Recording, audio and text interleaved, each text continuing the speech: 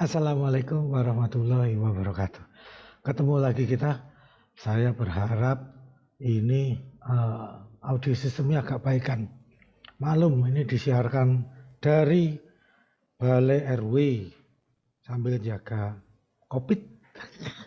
Oke, kita akan bicara tentang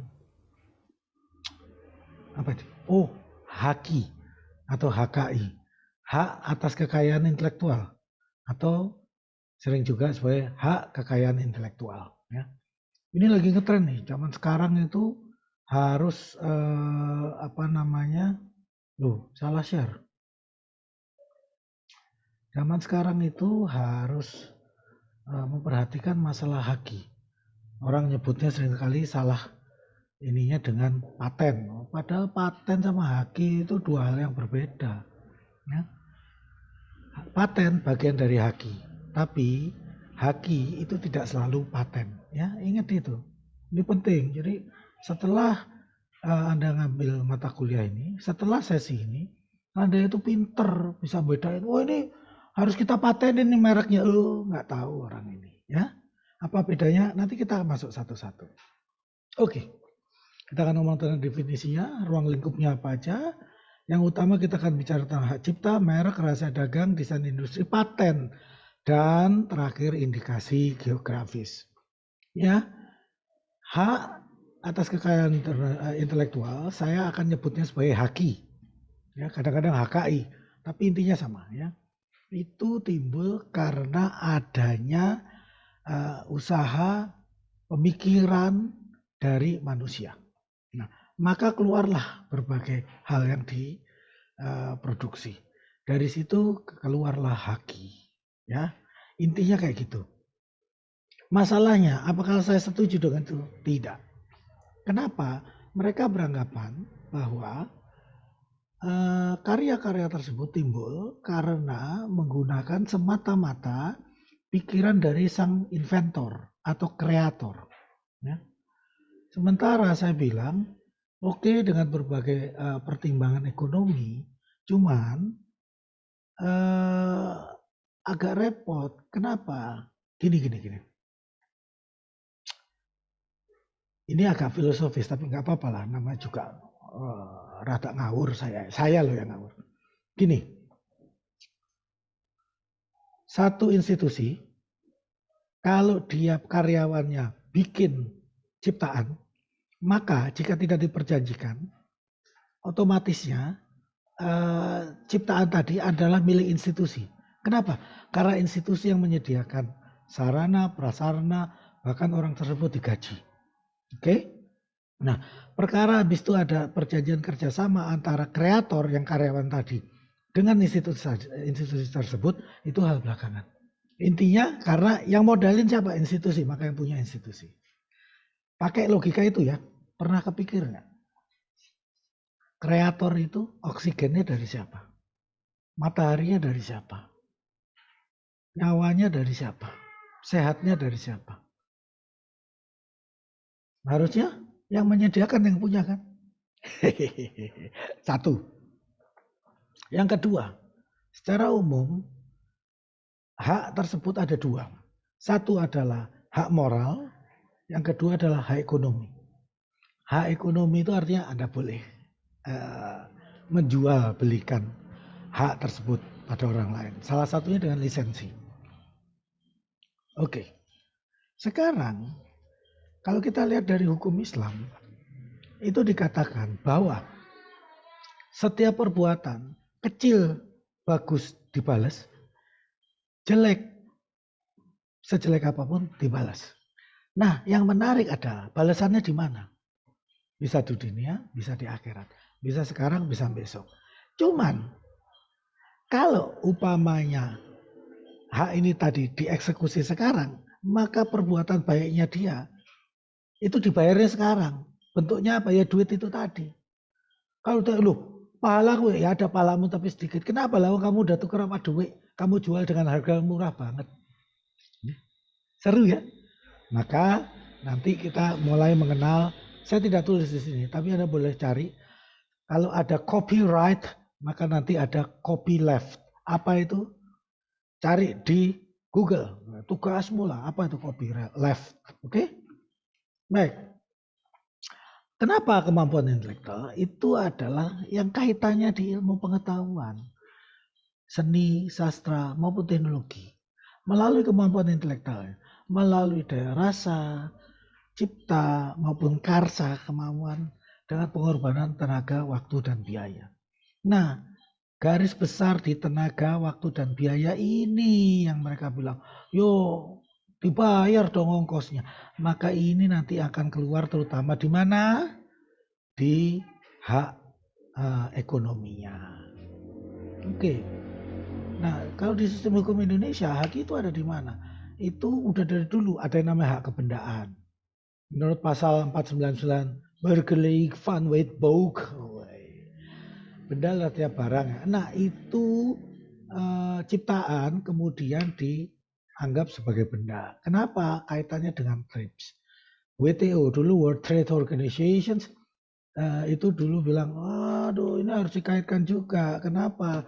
Mereka berkepentingan dulu ya, karena banyak buku sama software di Indonesia, terutama Windows, itu dibajak. Wah dia repot, wah ini harusnya aku dapat duit Pak. Maka mereka menekan dengan berbagai cara supaya negara-negara termasuk Indonesia mengikuti ketentuan dari WTO ini tadi. Kurang ajarnya gini, kalau Indonesia bajak software, mau Windows, Office, Photoshop maupun yang lain-lain, dianggap gede ya, maka itu kan punya Amerika negaranya. Amerika loh boleh melakukan pembalasan atau retaliasi bahasa Indonesia. Dengan apa? Melakukan blokade atas produk Indonesia ke Amerika. Artinya balasnya itu bisa pakai produk lain. Payah kan? Ya. Makanya kita harus jadi negara besar. Kenapa? Supaya nggak gampang dipeluk sama negara besar. Ya, terutama negara besar yang semaunya sendiri. Oke? Mari kita lawan dengan apa? Dengan kemampuan kita. Bukan menghancurkan mereka, tapi memperkuat kemampuan kita. Oke? Ingat ya, tidak membunuh lawan, tapi memperkuat diri sendiri. Ya? Persatuan, kesatuan, toleransi itu adalah modal utama untuk membangun bangsa dengan kekuatan yang lebih besar. Sip. Sorry, itu tadi pesan sponsor. Ya, itu tadi ya. Jadi kalau Anda mau ikut WTO, mesti ikut ketentuannya. Ketentuannya begitu. Nggak bisa, ketentuanmu harus masuk di dalam undang-undang negara tersebut. Ya terpaksalah kita melakukan ratifikasi. Ya. Nah, apa aja yang diatur di HAKI? Satu, hak cipta. Ini menyangkut ilmu pengetahuan, seni, sastra. Jadi apa? Buku, lukisan, tarian, pidato, ceramah, lagu, koreografi, itu masuk semua. Paten. Nah, ini menarik. Paten itu harus ada unsur teknologinya. Kalau nggak teknologi, dia nggak bisa masuk paten. Bisa masuk hak cipta, bisa masuk ke merek, ya. Kombinasi itu tadi, bisa juga masuk ke rahasia dagang, bisa juga ke desain industri, ya, bentuk-bentuk dari produknya, ya. Bisa juga desain tata letak sirkuit terpadu, tapi kalau ini kayaknya kita agak berat ya. Jadi yang kalau Anda buka, kalau komputer ada PCB-nya, bagaimana rangkaian itu dibentuk, ini nyambut ke sini, ini ke sini, terus kemudian diisi apa aja partsnya, itulah sirkuit terpadu, integrated circuit. Termasuk di dalamnya apa? Chip. Itu juga integrated circuit. Tata letaknya, desainnya dilindungi oleh HAKI. Oke? Nah, apa aja yang kita lihat ya? Ada undang-undang tentang ratifikasi WTO, ada undang-undang tentang hak cipta, ada undang-undang tentang merek, ada undang-undang tentang paten, rahasia dagang, desain industri, dan desain tata letak industri. Ada lagi yang namanya indikasi geografis. Indikasi geografis tetap kita akan bahas, tapi nanti Nggak sekarang. Adalah, kita lihat nanti ya. Ini repotnya siapa ini yang telepon? Yus. Sementara tidak diterima dulu. Oke. Internasional itu mulai dari konvensi Bern. Setelah itu Roma. Setelah itu Roma lagi, masih tetap di situ, tapi beda lokasi.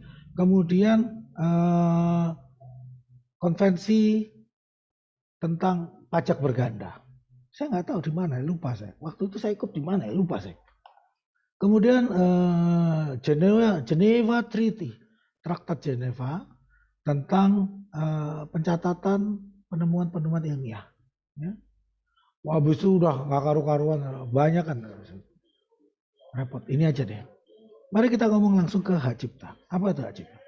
Ide dasarnya adalah dia mau ngelindungin semua hasil karya yang lahir karena kemampuan intelektual, ya, yang merupakan dari pemikiran, dari pengolahan rasanya, itu yang akan dilindungi. Waalaikumsalam. Oke. Sorry ya, gue lagi zoom bentar, nggak apa-apa. Santai aja, gue pakai ini, gue pakai headset. Oke. Jadi intinya ada di mana? Ilmu pengetahuan, seni, dan sastra. Apa aja tadi saya sudah sebutin ya. Jangan lupa, itu nanti bisa dijadikan soal di UAS. Waalaikumsalam. Oke. Nah, apa aja yang jadi ciri? Ciri hak cipta itu adalah absolut, mutlak. Haknya dilindungi. Selama apa? Kreatornya, penciptanya masih hidup. Sampai berapa tahun? Ya. Kalaupun udah mati, sampai beberapa tahun tetap dilindungi. Silakan lihat undang-undangnya di pasal 29 Undang-Undang 19 2002. Perbaruannya Undang-Undang 28 2014. Nah, balik lagi. Hak cipta saya bilang tadi ada dua. Hak ekonomi dan hak moral. Ini yang hak ekonomi. Contoh, dia si pencipta, kreator atau pemegang haknya bisa nerbitin, gandain, nerjemahin, adaptasi, aransemen ulang, distribusi, show, pengumuman, komunikasi atau nyewakan penciptaan. Ingat ya, kenapa saya katakan kreator atau pemegang hak? Karena ini tidak harus sama. Kok bisa? Karena hak eksklusif bisa dijual pada orang lain. Nah, yang beli itu dia menjadi pemegang hak cipta tanpa harus jadi kreator. Oke? Ini ya. Jadi kalau dia menggunakan itu hak ekonomi, dia harus lapor sama pencipta atau pemegang hak cipta. Terus kalau dia nggak lapor, dia akan kena. Maka kalau digunakan sendiri nggak apa-apa sih, tapi kalau digunakan untuk digandakan atau komersial, wah itu kena itu. Demikian juga, muter lagu di kafe, itu harusnya ada bayar hak ciptanya, bayar hak royaltinya. Kenapa? Karena digunakan untuk komersial, menghibur pelanggannya. Nah, untuk melakukan distribusi nggak berlaku kalau pemiliknya gini ya. Jadi tidak boleh Anda beli buku, habis itu Anda fotokopi terus Anda jual. Itu nggak boleh. Di fotokopi boleh untuk apa? Hanya untuk dirinya sendiri. Ada begitu, beberapa itu kalau beli buku, saking sayang bukunya di fotokopi, dia pegang fotokopiannya, kemana-mana fotokopian. Jadi yang rusak itu adalah fotokopiannya, bukan buku aslinya. Ya. Nah, untuk program komputer itu boleh dipakai tapi tidak untuk disewakan. Oke, yang disewakan cuma hardware-nya, software-nya tidak untuk disewakan. Software-nya itu nempel ke hardware biasanya. Ya, paham ya? Kalau nggak paham kemana? Tanya ke forum diskusi di e-learning. Oke. Nah, bagaimana terhadap contoh lagu ya? Bagaimana? Kalau umpamanya dia punya hak ekonomi pencipta lagu, maka apa aja sih yang disebut pelanggarannya? Nyanyi atau pakai lagunya di depan umum nggak boleh. muter kaset, muter lagunya, nggak boleh. Oke, menyiarkan pada umum nggak boleh. Nah, umpama memperdengarkan lagu, Anda bilang, enggak loh, yang saya setel itu Spotify. Nggak boleh. Loh kok bisa? Kan mereka udah bayar pada Spotify, royaltinya gini. Enggak. Di Spotify bilang, Anda boleh dengerin lagu itu, tapi untuk diri sendiri. Tidak untuk komersial. Kan? Apalagi nyarin. Anda bikin radio abal-abal terus pakai lagu itu. Tanpa izin, tanpa bayar royalti atau izin. Ya, sikatlah. Apalagi ngedarin kopi, nah itu juga masalah itu. Terus memperbanyak itu juga harus pakai izin, ngerekam untuk diproduksi ulang nggak boleh, apalagi di copy langsung, ya nggak boleh. Atau melakukan perubahan, diadaptasi atau dialihwujudkan dari analog ke digital, dari kaset ke CD, compact disc, ke Blu-ray, ke Spotify, nggak boleh. Mengaransemen ulang lagunya, nggak boleh. Ya. Menerjemahkan itu juga nggak boleh, kecuali ada izin dari pemegang hak cipta tersebut. Ya, banyak yang nggak bolehnya ya. Nah, sekarang kita kedua ngomong tentang hak moral rights. Moral rights itu yang disebut, contoh dulu ya sebelum ini. Atau gini, moral rights itu adalah hak yang dimiliki oleh pencipta untuk mempertahankan bahwa semua orang itu harus tahu kalau ada gini, itu yang menciptakan dia, bukan orang lain. Itu moral rights. Nah, termasuk ya contoh yang melanggar, nggak nyebut namanya ketika dipublikasi. Namanya yang mempublikasi atau saya gitu, bilang, woi itu ciptaan saya, nggak boleh. Oke, ganti, rubah judul atau isinya, macam-macam tuh, melodi, lirik, aransemen, notasi. Masih ingat Project P belum? K Project yang nyanyi terjemahan terus diplesetin. Kenapa dia boleh? Karena dia ngurus dulu hakinya ke pemegang lisensi lagu tersebut. Oke? Hak moral ini tidak bisa berubah selama penciptanya masih hidup. Tapi bisa dialihkan. Apa? Wasiat. Itu bisa dialihkan. Dijual nggak bisa, cuma diwasiatkan aja. Dijual nggak bisa. Oke? Nah,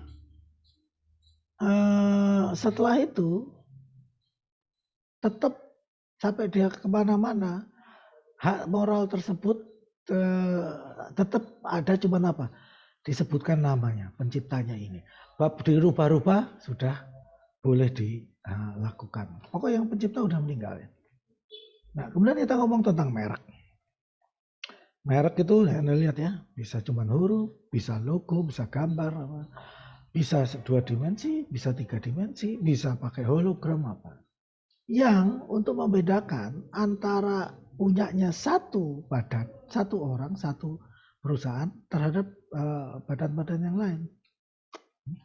Bisa bentuknya merek dagang, apa ya?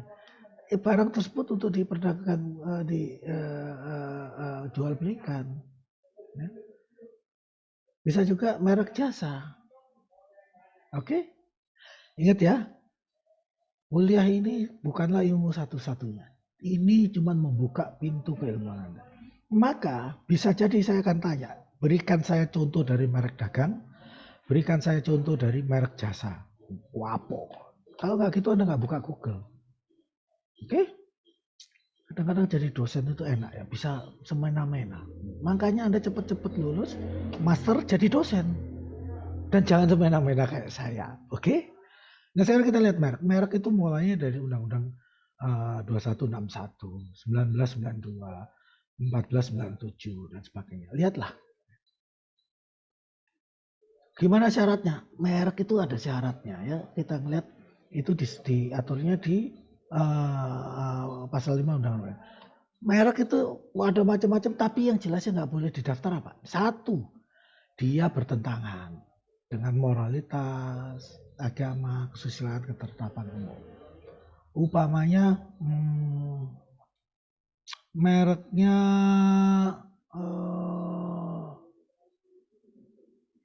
jancuk gitu, nggak boleh. Atau pernah nggak ada merek fuck gitu, nggak boleh. Maka yang diperbolehkan jadi bukan FUCK enggak, tapi FCUK. Ah, itu masih boleh. Ya, kalau yang FUCK itu nggak boleh karena melanggar ketertiban umum. Terus kemudian nggak bisa bedain. Umpamanya Anda bikin air minum dalam kemasan AMDK, mereknya air minum, nggak boleh. Kenapa? Nggak beda, orang lain juga pakai air minum. Dan lebih parah lagi, dia menggunakan kata-kata yang sudah umum. Apa? Air minum. Nggak boleh dipakai sebagai merek. Ya, saya dulu pernah ngajukan merek telepon umum, nggak boleh juga karena itu sudah menjadi public domain, jadi kata umum. Dia harus jadi keterangan, ada kaitannya dengan yang merek itu. Dan tiap merek itu berlaku pada barang atau jasa yang didaftarkan. Bisa dipakai merek lain untuk merek atau jasa yang lain.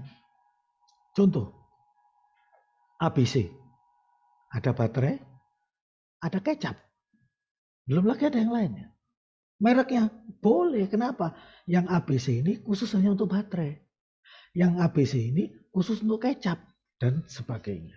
Ya, cepat kok, pinter ya kawan-kawan. Kemudian merek itu bisa didaftar, diterima dan bisa ditolak. Kenapa? Karena mirip atau sama dengan yang sudah didaftar. Terus kemudian apa? Dia juga punya kesamaan dengan produk yang belum didaftar tapi udah terkenal. Yang punya orang lain, yang di jenis lain. Ya. Mereknya sama, punya orang lain jenis lain. Contohnya apa? Ingat ABC tadi. Yang satu di kecap, yang satunya di baterai. Dan masih banyak ABC yang lain. Oke. Terus kemudian ini kaitannya dengan indikasi geografis. Nanti kita bicara tentang indikasi geografis ya. Artinya kalau Anda ngomong ini adalah gudeg Jogja, maka indikasi geografisnya adalah Jogja. Kalau dia tidak dibuat di Jogja, dia nggak boleh nyebutin Jogja. Ya, dengan syarat indikasi geografis tadi didaftarkan dulu.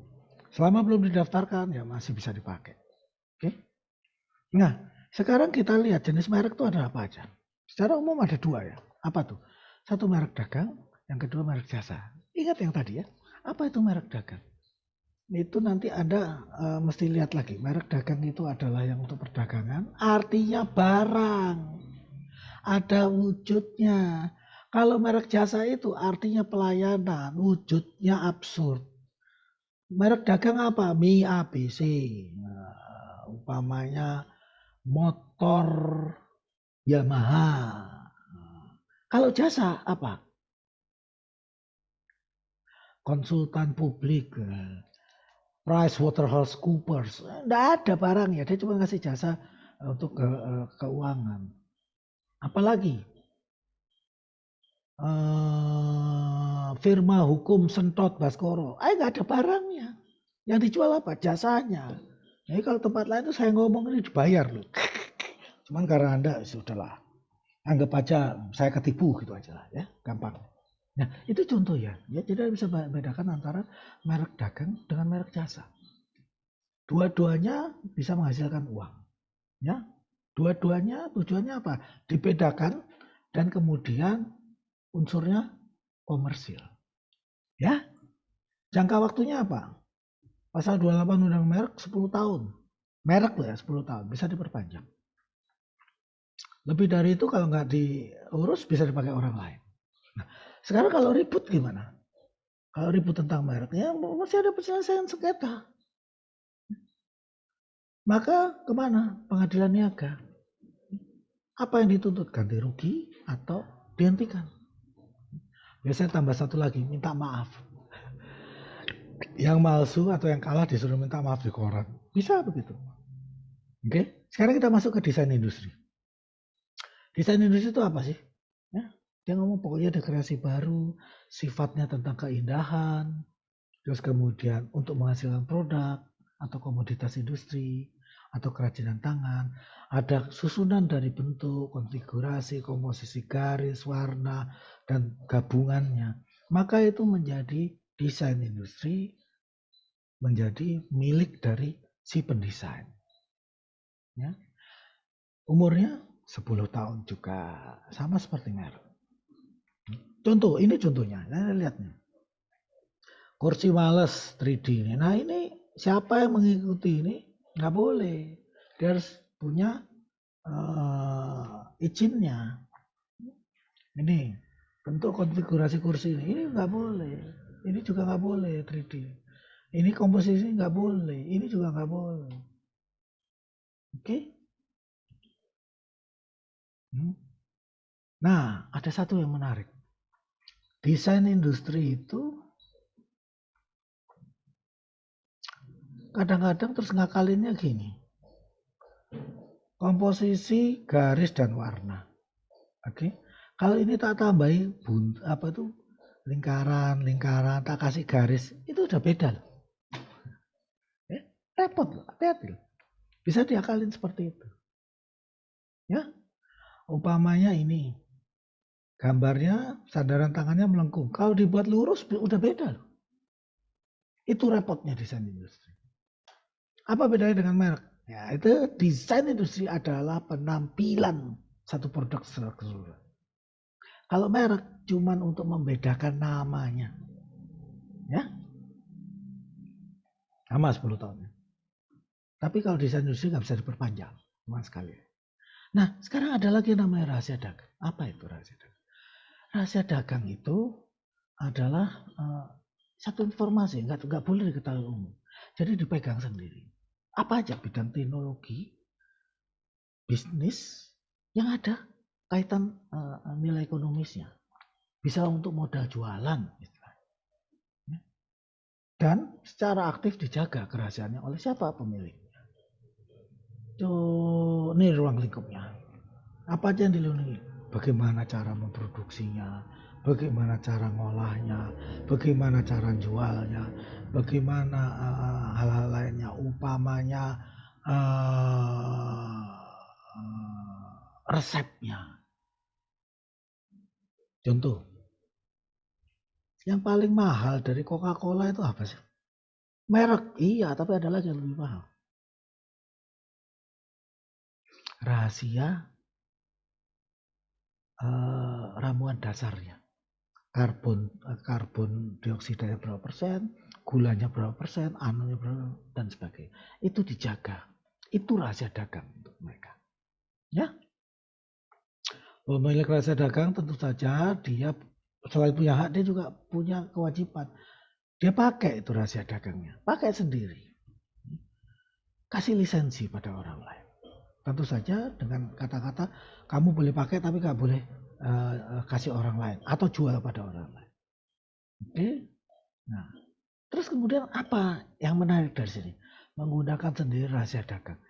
Kalau saya punya konsep tentang bagaimana mengolah ayam yang baik, terus itu dicuri orang lain, maka pertama pengadilan tanya, emang udah lu jalanin itu? Enggak, itu baru angan-angan saya. Maka itu bukan rahasia dagang. Harus sudah dijalankan dan dijalankan sendiri. Ya, kalau dijalankan orang lain, maka nggak bisa diambil klaimnya. Kenapa? Pembuktiannya susah. Lah orang lain itu ada jalan duluan kok. Oke, paham ya? Disebut punya nilai ekonomis adalah kalau itu terbuka, orang bisa bikin bisnis dengan informasi tersebut. Ya. Kalau upamanya ditutup, maka orang lain tidak bisa atau sangat sulit meniru produk dia. Dan harus disimpan baik-baik, nggak gampang-gampang diumbar. Oke? Nah, kalau pemilik rahasia dagang itu juga dia satu ya, dia bisa menggunakan sendiri, bisa juga dia sewakan berikan lisensi, bisa juga dia jual. Ya. Oke. Nah, lisensi hak rahasia dagang itu bisa beralih. Apa? Satu, diwariskan. Yang kedua, dihibahkan. Yang ketiga, wasiat. Ya. Yang keempat, perjanjian tertulis. Apa? Bisa dijual, sewa, atau hal-hal lain. Apa yang dimaksud dengan hal-hal lain? Pengalihan hak lisensi. Apa contohnya? Gampang. Haknya diambil negara. Beralih kan? Loh, kok bisa gitu? Ada undang-undang yang mengatur. Apa itu? Kepentingan dan rahasia negara. Oke? Sekarang kita ngomong paten. Paten itu dimulainya tahun 1910 ya. STB itu start blood, artinya pengumuman negara tahun 1910 nomor 33. Kemudian pengumuman Menteri Menkes tahun 53. Terus tahun 53 juga. Tahun 89, 97 dan seterusnya. Nah, di dalam undang-undang paten prinsipnya apa? Satu, atas permintaan. Kalau nggak diminta, nggak dikasih. Ya. Jadi kalau bilang, wah itu gue yang bikin, itu harusnya patennya ke gue, nggak bisa. Anda udah daftar belum? Kalau tidak melakukan pendaftaran ya nggak bisa otomatis. Beda dengan hak cipta. Hak cipta itu otomatis. Boleh didaftarkan, bisa didaftarkan, tapi nggak wajib. Kenapa? Kenapa didaftarkan? Nanti kalau ribut, pembuktian di pengadilan lebih mudah. Itu aja. Tapi dia nggak daftarin, selama orang tahu dia bisa bilang, ya itu saya penciptanya. Oke? Paten hanya untuk penemuan. Dan penemuan tersebut teknologi, ingat ya. Harus baru. Ada langkah inventif, langkah perbaikan. Dan nomor 3, bisa diterapkan dalam industri. Oke? Nah, apa aja yang bisa diberi paten? Seperti kita lihat tadi, dia harus baru, terus ada terutama di sisi teknologi. Harus ada teknologinya, kalau nggak bisa. Jangka waktu paten bisa macam-macam, ya, 75 tahun kalau nggak salah. Dan itu bisa, setahu saya paten tidak bisa diperpanjang, cuma 75 tahun. Setelah itu apa? Menjadi milik publik, artinya orang bisa pakai. Ya. Yang paling banyak paten ini, tahu nggak di mana? Obat-obat bermerek. Ya. Dia butuh duit untuk melindungi barangnya. Karena apa? Mereka melakukan riset bertahun-tahun. Supaya riset itu balik modal, maka harga obatnya harus mahal. Supaya tidak ada orang yang nembak, maka itu dilindungi oleh paten. Ya, obat itu salah satu perlindungan paten. Ingat ya, ada teknologinya. Teknologi apa? Selain teknologi proses, yang paling penting adalah teknologi rekayasa, engineering rekayasa dari kimia maupun biologis. Itu teknologi loh, ngawur. Teknologi itu nggak mesti setrum, listrik, enggak. Ya. Terus bagaimana juga aturannya dengan negara. Kalau itu membahayakan negara, dicabut.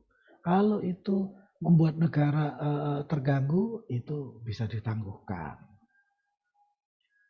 Ya. Gimana cara daftarnya? Bikin surat, kasih penjelasan, kalau perlu ngasih ilustrasinya, terus kemudian klaim tentang inti penemuannya, ya, dan kenapa diminta perlindungan hukum patennya, tentu saja gambarnya supaya lebih jelas, dan abstraksi penjelasan itu tadi. Apa itu? Tapi ringkas saja, jangan panjang-panjang. Kalau enggak biasanya nggak dibaca. Susah, pakai konsultan paten. Kalau dari luar negeri, daftar paten di Indonesia, dia harus pakai konsultan paten. Tapi kalau dari luar negeri, boleh. Anda urus sendiri boleh. Bisa konsultan itu macam-macam. Satu biasanya kayak saya, biro hukum, kantor hukum, atau ada yang spesialis mengurus paten, ya itu bisa. Bisa juga mana yang lain. perguruan tinggi. Mereka biasanya punya satu bagian, satu departemen yang ngurusi paten. Kenapa? Karena perguruan tinggi, terutama yang sifatnya engineering, mereka butuh untuk melindungi karya-karya teknologi dari perguruan tinggi tersebut. Nah, kampus kita kenapa tidak ada yang ngurusi paten? Ya, betul jawabannya. Kampus kita nggak ada urusannya dengan dengan teknologi. Keilmuan kita adalah ilmu-ilmu sosial, humaniora, bukan teknologi. Ya. Nah, paten bisa beralih nggak? Bisa. Paten itu bisa beralih. Apa? Diwarisin, hibah, wasiat, perjanjian itu biasanya jual beli ya. Itu hal lain sebab undang-undang. Hal lain sebab undang-undang udah tahu kan? Tadi contohnya cabut negara. Ya. Nah sekarang kita ngomong tentang indikasi geografis.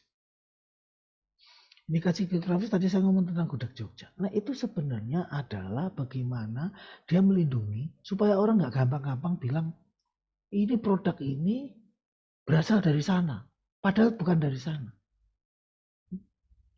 Itu ingat ya, hak indikasi geografis itu harus didaftarkan. Kalau enggak orang bisa pakai seenaknya. Ya, ini contohnya. Kopi Arabica Kintamani Bali. Ini diregister. Sehingga orang kalau bilang kopi Arabica Kintamani Bali itu harus izin dia. Kalau ditanamnya di kadang-kadang nggak pakai izin. Kalau dia ditanamnya Arabica tadi, biji Arabica Bali, ditanamnya di Pengalengan, maka dia nggak boleh bilang kopi Arabica Bali Kintamani. Nggak boleh. Kenapa? Udah didaftarkan indikasi geografis. Seperti itu. Champagne. Champagne. Bahasa Indonesia sampahnya. Kita pikir sampahnya itu adalah nama minuman. Tidak. Dia adalah wine, anggur, yang diproduksi dengan menggunakan anggur dan diproduksi di satu daerah yang namanya Champagne di Perancis. Jadi itu kalau buatan Garut atau buatan New York atau buatan Hong Kong, nggak boleh dibilang ini Champagne, nggak boleh. Karena harus dilakukan di kota Champagne. Demikian juga dengan mebel ukir Jepara. Kalau bukan dari Jepara nggak boleh. Ya, lada putih Muntok itu juga begitu. Nggak boleh ada bilang ini lada ini dari Muntok, nggak boleh. Mengandung kata-kata lada putih Muntok nggak boleh. Kalau bukan dari Muntok Bangka. Ya. Demikian kurang lebih yang kita bisa bahas. Adapun nanti lebih dalam, biasalah ke e-learning kita ya. Kalau berikutnya nanti ingat ya, kita perlu bicarakan lagi untuk sesi 13-14. Kita bicarakan di e-learning ya. Sampai ketemu lagi di lain kesempatan. Tetap jaga prokes. Semoga Anda sehat selalu. Walau muafiq ila aqwamit thoriq. Assalamualaikum warahmatullahi wabarakatuh.